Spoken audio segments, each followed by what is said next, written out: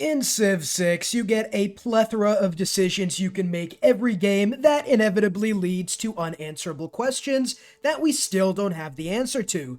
Did the chicken come before the egg? Why is my girlfriend mad at me? When will the Civ lifer stream again? And of the Monument, Granary, and Watermill, which one should I build first? In this Civ 6 or Civilization 6 video, we're going to be discussing and deducing what the three ancient era buildings provide, when you should build them, and which ones you should build first. Let's get started. Now, before you can say which building is the best to build first, we actually have to find out what each building provides you, dummy. The Monument provides one culture per turn, one loyalty per turn, and one extra culture after you get maximum loyalty. The Monument is also available at the start of the game, meaning you don't have to research any technologies or civics to grab it, so it's probably the first building you're going to consider building. And before any of you say, so obviously the Monument is the first building you build, you dunce, does TCLR stand for the clearly literal redacted?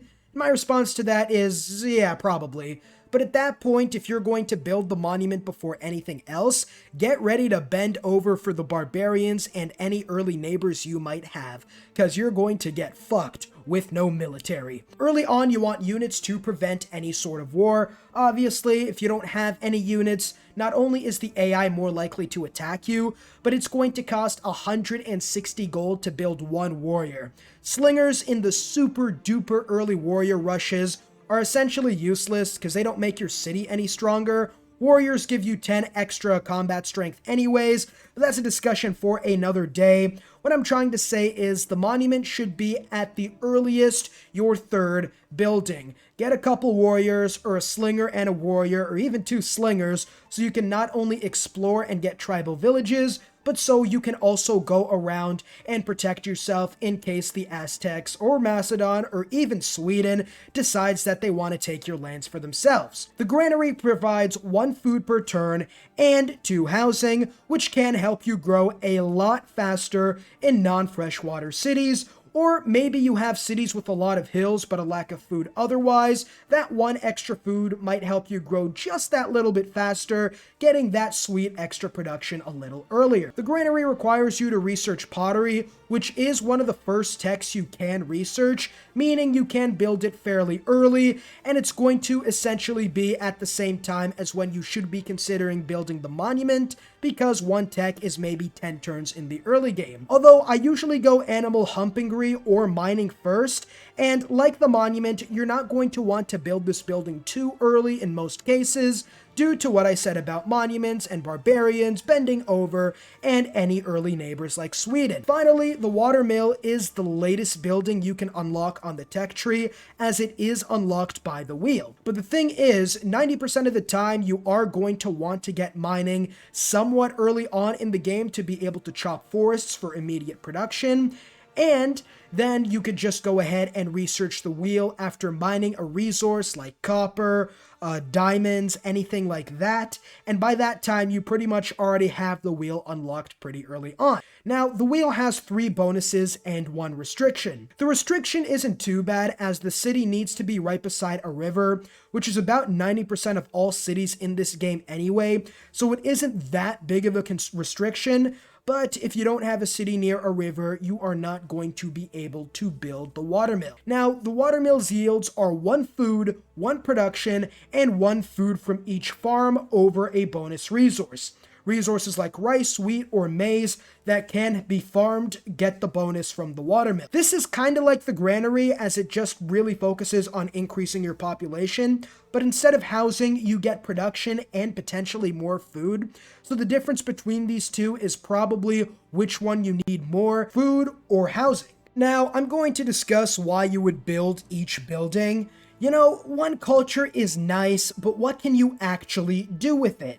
It's not worth much if it's about as useful as a Finnish fidget spinner, now is it? The Monument gives you culture and loyalty. The loyalty is essentially useless, as 1 loyalty doesn't change anything. It probably saves you at max 1 turn before you spawn the French Revolution in your empire, but it isn't going to stop a city from revolting and eventually converting to the enemy. The culture is really the big part about this, and with it you can breeze through the civic tree. In the early game, you get about 2 culture after you settle your first city. Building a monument gives you another 2, literally doubling your starting culture, which is super huge, especially when you consider that civics in the early game are super important. Ones like military tradition and craftsmanship to get bonuses for units.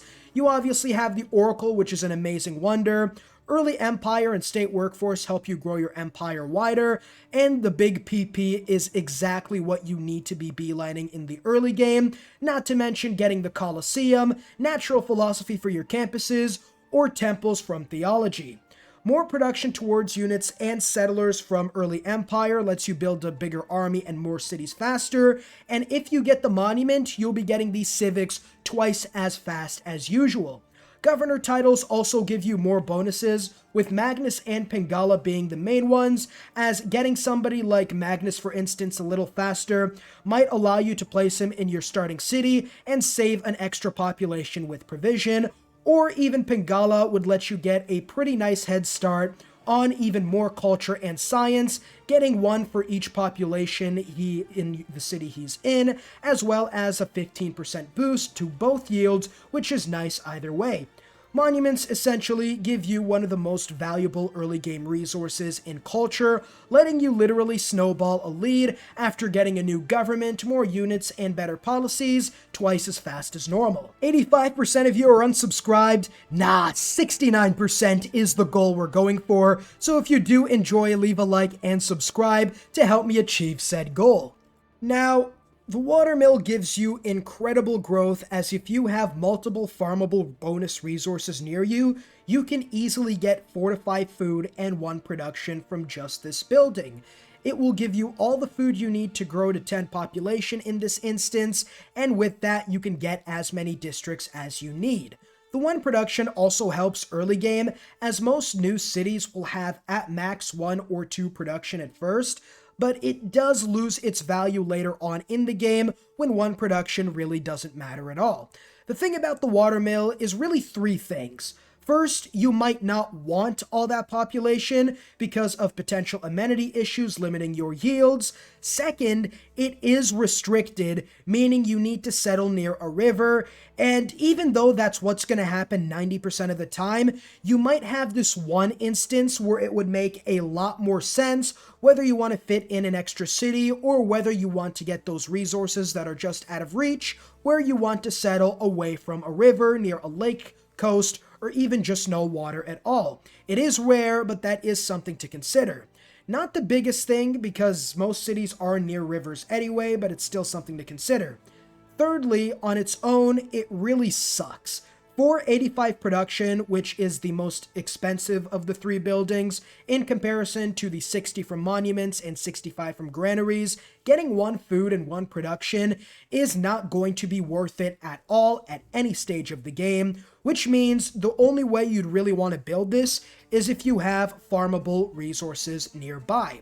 The watermill is definitely the most niche, as you need a very specific circumstance to make use of its ability.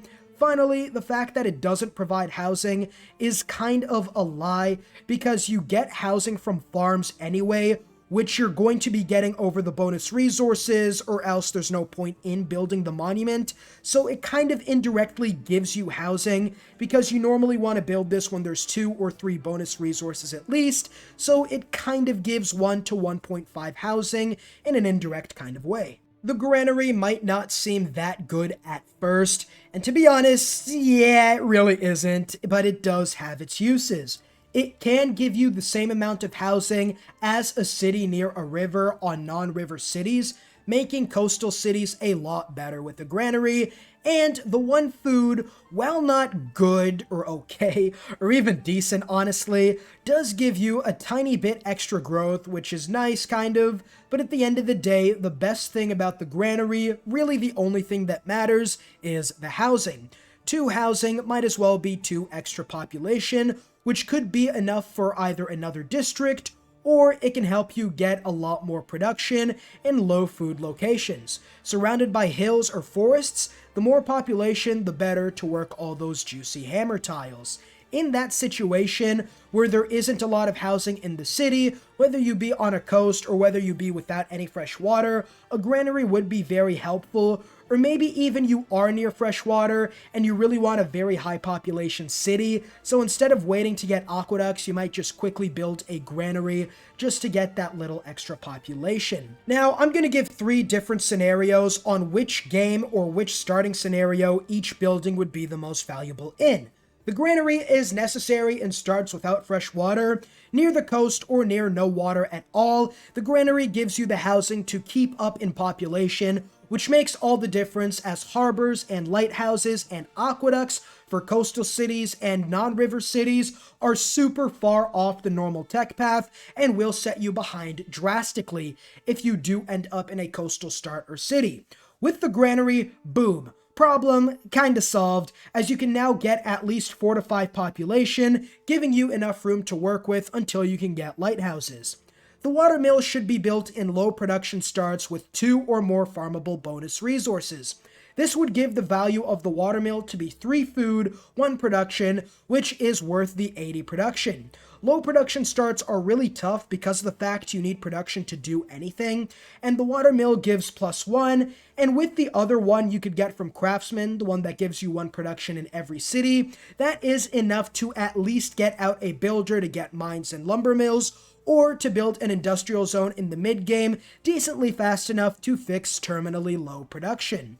Although, with it being the latest building, you usually will not build it first due to the fact that it is so far in the tech tree comparatively. Finally, the monument should be built first whenever you finish building your starting units, and if you have enough housing and production where it wouldn't make sense to build the other 2 buildings first. So if you have enough housing and production, you're near a river, couple 2-2 tiles, a 1-3 tile, the monument is probably going to be what you want to build first, because with it unlocked immediately, most of the time you will build it as the culture is amazing in every single game, and I mean every single game you will play, and you would be hard-pressed to consider building any of the other buildings in its place. Now, after looking at all the evidence like a game of Hasbro's Clue, I would say that by far the best and most valuable building is the monument. The cheapest and overall best building to get, which comes the earliest in the tech tree too. You could have a bunch of cavemen build a monument. Granaries and watermills, not so much. The overall second best building would be really dependent on your situation, as both the watermill and granary aren't the best buildings to get a lot of the time. The granary is much cheaper, but if you don't have the amenities nor do you need the housing, well, that's literally its entire shtick. Without a need for housing, building the granary is a waste of production. Whereas the watermill, even though it's pretty lackluster and really expensive, it can be in the right situation with either low production or with rice or wheat tiles near a river. Not the rarest resources, so I would give the watermill a slight 0.1 edge in second place, as it's more common to settle cities near rivers than it is to not have any fresh water. So in a situation where you don't need housing and where you have no farmable resources, the watermill is a little bit better because 1 food isn't as good as 1 food and 1 production. Even if the difference is 15 production, the 1 extra production you get from watermills means that in 15 turns, you would start making a profit when it comes to the watermill versus the granary, and it would eventually provide a lot more value than a not needed granary would give.